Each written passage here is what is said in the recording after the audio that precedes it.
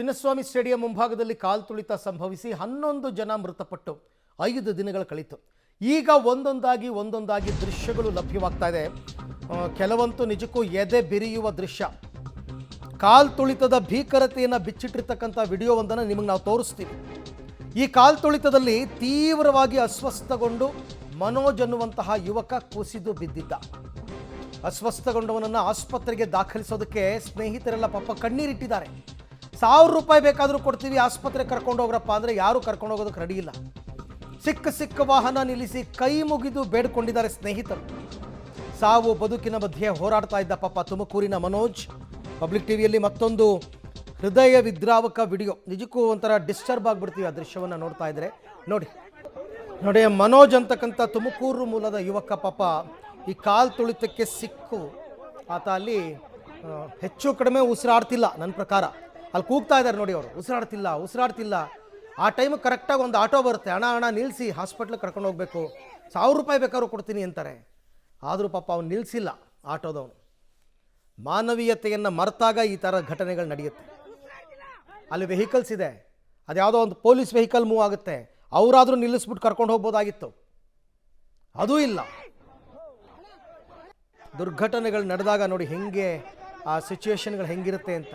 Friends ಜೊತೆ ಬಂದಿರೋದು ಮನೋಜ್. ಈ ಬಗ್ಗೆ ಮತ್ತಷ್ಟು ಮಾಹಿತಿ ನನ್ನ ಕೊಲೀಗ್ ಪ್ರಕಾಶ್ ಅವರಿಂದ ಪಡ್ಕೊಳ್ಳೋಣ. ಪ್ರಕಾಶ್, ನಿಜಕ್ಕೂ ತುಂಬ ಡಿಸ್ಟರ್ಬ್ ಆಗಿಬಿಡ್ತೀವಿ ಈ ದೃಶ್ಯಗಳನ್ನ ನೋಡ್ತಾ ಇದ್ರೆ. ಹಾಗಾದರೆ ಮಾನವೀಯತೆ ಅನ್ನೋದು ಆವತ್ತಿನ ಸಂದರ್ಭದಲ್ಲಿ ಎಲ್ಲರಲ್ಲೂ ಸತ್ಯ ಹೋಗಿತ್ತಾ? ಕನಿಷ್ಠ ಒಂದು ಆಟೋ ಬರುತ್ತೆ, ಆ ಆಟೋದವನಾದ್ರು ಕೂಡಿಸ್ಕೊಂಡು ಹಾಸ್ಪಿಟ್ಲಿಗೆ ಬಿಡ್ಬೋದಾಗಿತ್ತು, ಆತನೂ ಆ ಕೆಲಸ ಮಾಡಿಲ್ಲ. Very sad. ಸೊ ಏನು ಅದ್ರ ಬಗ್ಗೆ ಏನು ಡೀಟೇಲ್ಸ್ ಏನಿದೆ ಪ್ರಕಾಶ್? ಅರವಿಂದ್, ನಿಜಕ್ಕೂ ಕೂಡ ಒಂದೊಂದು ವಿಡಿಯೋ ಒಂದೊಂದು ಕಥೆಗಳನ್ನು ಹೇಳುತ್ತೆ.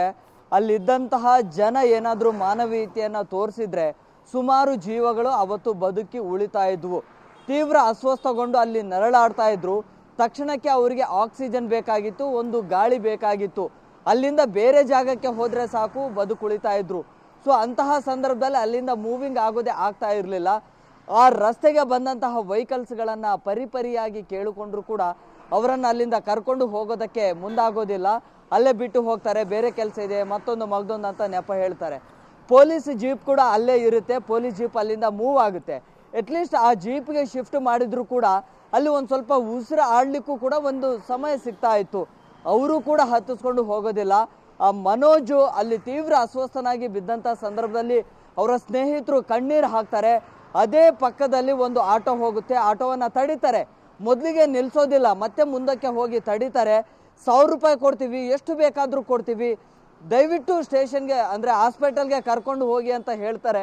ಆದರೂ ಕೂಡ ಅವರು ಆಕ್ಷೇಪವನ್ನು ವ್ಯಕ್ತಪಡಿಸ್ತಾರೆ. ಆ ನಂತರ ಕರ್ಕೊಂಡು ಹೋಗಲೇಬೇಕು ಅಂತೇಳಿ ಪಟ್ಟು ಹಿಡಿತಾರೆ, ಏನೋ ಆಟೋ ಒಳಗೆ ಹಾಕ್ತಾರೆ. ಹೀಗೆ ಜನ ಕೂಡ ಇಮಿಡಿಯೇಟ್ ಆಗಿ ಸರಿದುಕೊಳ್ಳೋದಿಲ್ಲ, ಜೊತೆಗೆ ಶಿಫ್ಟ್ ಮಾಡಲಿಕ್ಕೂ ಅವಕಾಶವನ್ನು ಮಾಡಿಕೊಡೋದಿಲ್ಲ. ಅವರನ್ನು ಆಟೋಗೆ ಹಾಕುವಂಥ ಸಂದರ್ಭದಲ್ಲಿ ಕೂಡ ಹಾಗೆ ತಳ್ಕೊಂಡು ಮತ್ತೆ ಗೇಟ್ ಒಳಗೆ ಹೋಗ್ತಾ ಇದ್ರು. ಜನಕ್ಕೆ ಕನಿಷ್ಠ ಪ್ರಜ್ಞೆ ಕೂಡ ಇರಲಿಲ್ಲ. ಅಲ್ಲಿ ಏನಾಗ್ತಾ ಇದೆ, ಅವ್ರ ಜೀವ ಹೋಗುವಂಥ ಸಿಚುವೇಶನ್ ಇದೆ, ಅವರನ್ನು ಉಳಿಸಬೇಕು, ಅಟ್ಲೀಸ್ಟ್ ಸಹಾಯ ಮಾಡಬೇಕು, ಅವರ ನೆರವಿಗೆ ಬರಬೇಕು, ಇದು ಯಾವುದು ಅವ್ರ ತಲೆಯಲ್ಲಿ ಇರಲಿಲ್ಲ. ಅವ್ರಿಗೆ ಇದ್ದದ್ದು ಒಂದೇ, ನಮ್ಮ ನೆಚ್ಚಿನ ಆಟಗಾರನ ನೋಡಬೇಕು, ಮೈದಾನದ ಒಳಗಡೆ ಹೋಗಬೇಕು ಅಂತೇಳಿ. ಸೊ ತೀವ್ರ ಅಸ್ವಸ್ಥಗೊಂಡು ಅಲ್ಲಿ ಬಿದ್ದು ಒದ್ದಾಡ್ತಾ ಇದ್ರು ಕೂಡ ಅವರನ್ನು ತುಳ್ಕೊಂಡು ಹಾಗೆ ಹೋಗ್ತಾ ಇದ್ರು. ಇದೆಲ್ಲ ದೃಶ್ಯಗಳನ್ನು ನೋಡ್ತಾ ಇದ್ರೆ ನಿಜಕ್ಕೂ ಕೂಡ ಮಾನವೀಯತೆ ಸತ್ತು ಸ್ಮಶಾನಕ್ಕೆ ಸೇರಿದೆ ಅನ್ನುವಂಥದ್ದು ಸ್ಪಷ್ಟವಾಗಿ ಮೇಲ್ನೋಟಕ್ಕೆ ಗೊತ್ತಾಗುತ್ತೆ. ಥ್ಯಾಂಕ್ ಯು ಪ್ರಕಾಶ್, ತಮ್ಮ ಎಲ್ಲ ಮಾಹಿತಿಗಾಗಿ.